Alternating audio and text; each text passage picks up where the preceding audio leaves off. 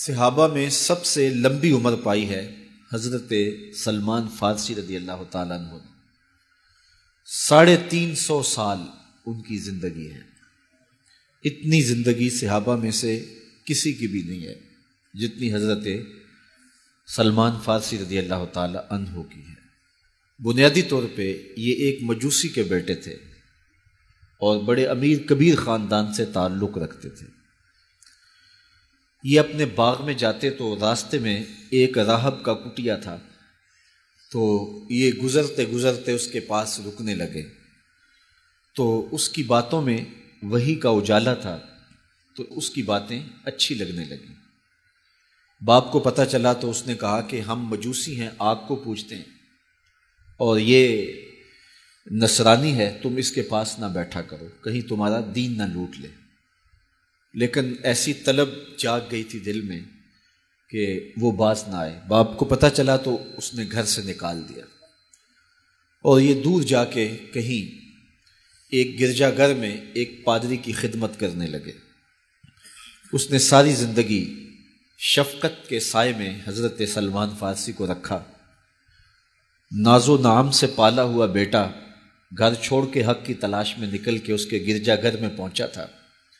جب اس کا آخری وقت آیا تو اس نے بلایا اور بلا کے کہا کہ میں زندگی کی سانسیں پوری کر چکا ہوں، اب میرے انتقال کے لمحے قریب آ گئے، تو نے بڑی میری خدمت کی ہے، تو میرے بعد تو غمودیہ چلے جانا، وہاں کا جو راہب ہے فلاں اس کا نام ہے، تو اس کی جا کے خدمت کرنا، تجھے حق مل جائے گا۔ حضرت سلمان فارسی کہتے ہیں کہ میں اس کی تدفین کے بعد غمودیہ چلا گیا اور جو اس نے نشانیاں بتائی تھیں اس نشانیوں کا راہب مجھے مل گیا۔ میں ایک زندگی گزاری اس کے پاس اور اس کی خدمت کرتا رہا اور میں حق کا متلاشی تھا۔ ایک وقت آیا کہ اس کا بھی آخری وقت آ گیا اور اس نے مجھے تنہائی میں بلا کے کہا کہ کوئی ایسا شخص نہیں رہا جس کے پاس میں تجھے بھیج سکوں، اور میرا وقت آخر آ گیا اور تو نے سچائی کے ساتھ حق کی تلاش میں میری خدمت کی ہے۔ میں تجھے پتے کی بات بتاتا ہوں، پلے باندھ لے، میرے انتقال کے بعد تو یثرب چلے جانا، نبی آخر الزمان کے ظہور کا وقت قریب آ گیا ہے اور وہ ہجرت کر کے وہاں تشریف لائیں گے۔ کہتے ہیں میں نے اس کو کہا کہ کوئی اور شخص بھی تو دعوی نبوت کر سکتا ہے، میں اتنی خاک چھانی ہے، ماں باپ کا دیس چھوڑا ہے، گلی گلی کی خاک چھانی ہے، تو کہیں میں دھوکہ نہ کھا جاؤں، مجھے نشانیاں بتاؤ۔ تو اس نے 3 نشانیاں بتائیں۔ کہا ایک تو صدقہ قبول نہیں کرے گا، دوسرا ہدیہ رد نہیں کرے گا، تیسرا 2 کندھوں کے درمیان مہر نبوت ہوگی۔ 2 دن کے بعد اس کا انتقال ہو گیا۔ کہتے ہیں میں وہاں سے تدفین کے بعد اٹھا اور یثرب کی جانب روانہ ہوا۔ راستے میں ایک قافلہ تھا اور وہ یثرب ہی جا رہا تھا، تو میں ان کے ساتھ شامل ہو گیا کہ میری منزل بھی وہی ہے، لیکن انہوں نے مجھے اکیلا سمجھ کے پکڑ لیا اور غلام بنا لیا۔ لیکن میری خوش قسمتی یہ کہ انہوں نے مجھے بیچا جا کے یثرب میں، اور وہاں ایک یہودی نے مجھے خرید لیا اور اپنے باغ میں کام کاج پہ لگا لیا۔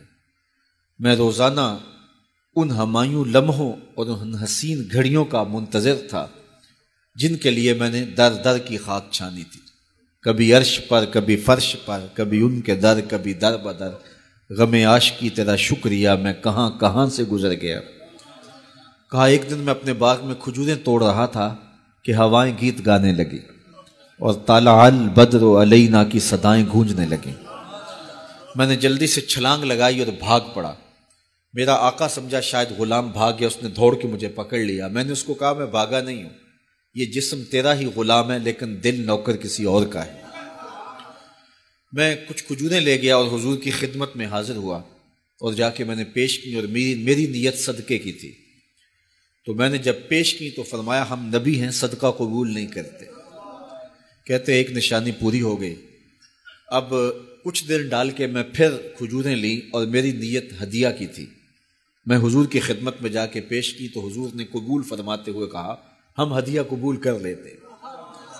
کہا 2 نشانیاں پوری ہو گئی، اب تیسری نشانی رہتی تھی، اگرچہ 2 نشانیاں ہی میرے لیے کافی تھی اور حضور کا چہرہ ہی میرے لیے کافی تھا، لیکن میری آرزو یہ تھی کہ میں تیسری نشانی کا بھی بچشم خود مشاہدہ کر لوں تو پھر میں ایمان لاؤں گا۔ ایک دن حضور میرے باغ میں تشریف لے آئے۔ حضور نے قمیض اتاری ہوئی تھی اور اپنے مبارک کندھے کے اوپر کپڑا رکھا ہوا تھا، اور مہر نبوت والی جگہ چھپی ہوئی تھی۔ ہلکی ہلکی ہوا چل رہی تھی اور میں حضور کے پیچھے پیچھے ہوتا تھا۔ میری آرزو یہ تھی کہ ہوا کا کوئی تیز جھونکا آئے اور کپڑا ہٹا دے اور میں مہر نبوت کی زیارت کر لوں۔ حضور میرے ارادہ قلب سے آگاہ ہوئے۔ فَأَلْقَى إِلَيَّ رِدَاءَهُ، حضور نے اپنے کندھے سے چادر اتار کے میری جانب پھینکی، پھر اپنے رخ کو پھیر کے میری جانب اپنی پشت مبارک کرتے ہوئے فرمایا انظر الی ما امرت بہ، اس پادری نے جو بتایا تھا دیکھ لے آ کے۔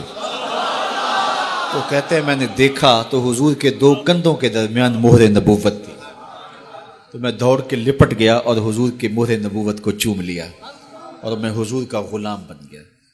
تو لوگوں نے کہاں کہاں انتظار کیے، کتنی صدیاں کاٹیں، کس کس در کی غلامی کی۔ میں کہا کرتا ہوں میرے مقدر آپ کے مقدر۔ آنکھ کھلی، ہمارے والد مسجد سے مولوی صاحب کو بلا لائے اور انہوں نے کان میں آ کے کہا مبارک ہو، تو حضور کا غلام بن کے آیا۔ شاہوں سے ملا ہے نہ تونگر سے ملا ہے، اللہ کا عرفان اسی در سے ملا ہے۔ اوروں کو ملا ہے تو مقدر سے ملا ہے، مجھ کو تو مقدر بھی تیرے در سے ملا ہے۔ میرے والد گرامی جھوم کے پڑھا کرتے تھے کہ محمد جانے جانا ہے، پیغمبر ہو تو ایسا ہو۔